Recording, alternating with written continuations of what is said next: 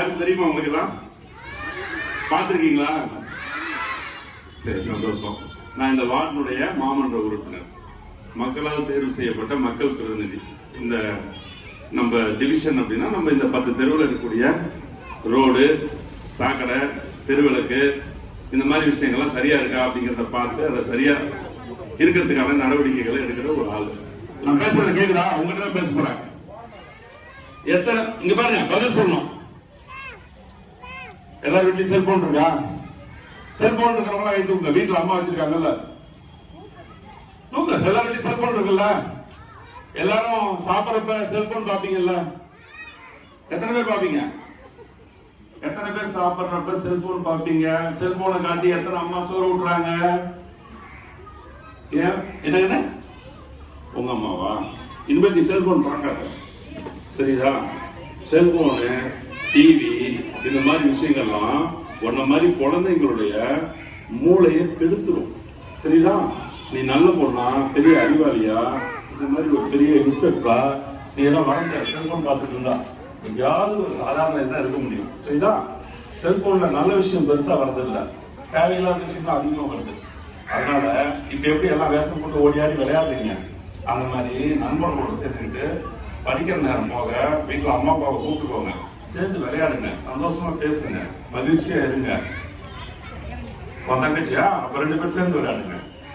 அப்பா அம்மாவையும் கூப்பிட்டுக்கோங்க. எல்லாரும் வீட்லயும் நீங்க வந்து செல்போனை வச்சுட்டு அம்மா ஒரு ரூம்ல, அப்பா ஒரு ரூம்ல, பிள்ளைங்க ஒரு ரூம்ல ஏதோ அனாத மாதிரி கிடக்குறாங்க. நாங்க சின்ன பிள்ளைய அவங்க பிள்ளையா இருக்கிற மாதிரி இருக்கிறோம், அது கிடையாது. நாங்களாம் சந்தோஷமா இருக்கணும். அந்த சந்தோஷம் உங்களுக்கு கிடைக்கணும். அப்பதான் உடம்பு ஆரோக்கியமா இருக்கும், மனசு ஆரோக்கியமா இருக்கும், சந்தோஷமா இருக்க முடியும், நிறைய விஷயங்களை தெரிஞ்சுக்க முடியும். இங்க இருக்கக்கூடிய ஒவ்வொரு குழந்தைகளும் எதிர்காலத்துல ஒரு மிகப்பெரிய ஆளாம், ஒரு அரசியல்வாதியா வரலாம், ஒரு கலெக்டரா வரலாம், ஒரு விஞ்ஞானியா வரலாம். ஏதோ ஒரு வகையில இந்த திரிகா ஸ்கூல்ல படிச்ச பிள்ளைங்க எல்லாருமே ஒரு பெரிய அளவுல ஒரு பெரிய அளவு வந்துங்கிறது என்னுடைய ஆசை. அந்த ஆசை நிறைவேறணும்னா நீங்க ஒழுக்கத்தோட தப்பான பழக்கத்துக்கெல்லாம் போகாம நல்ல பிள்ளைங்களா நல்லா படிச்சு, படிக்கிறது இருக்கு அப்பா அம்மா அனுப்பிச்சிருக்காங்க படிக்க சொல்றதுக்காக இல்ல, படிக்கணும்னு. நீ ஒரு கலெக்டர் ஆயிடுற, நீ கலெக்டர் ஆயிடுவ, சரிதா?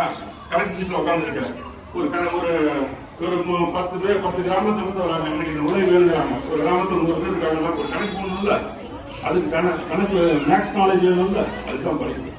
இப்ப நான் நினைக்கிறதெல்லாம் உங்கள்கிட்ட பேசுறதுக்கு தமிழ் அப்படின்னு ஒரு மொழி இருக்கு இல்லையா, அந்த மொழி இருந்தாதான் உங்கள்கிட்ட பேச முடியும். அதான் லாங்குவேஜ் நாலேஜ்.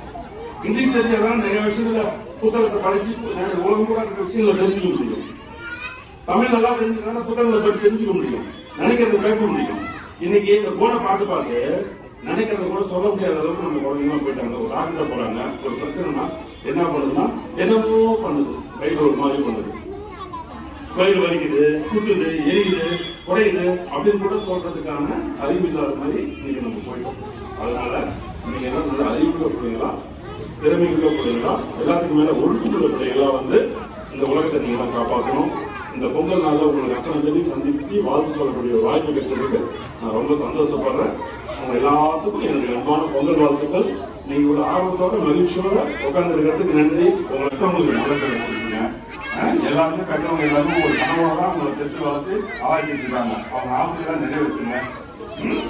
வாழ்த்து. நன்றி.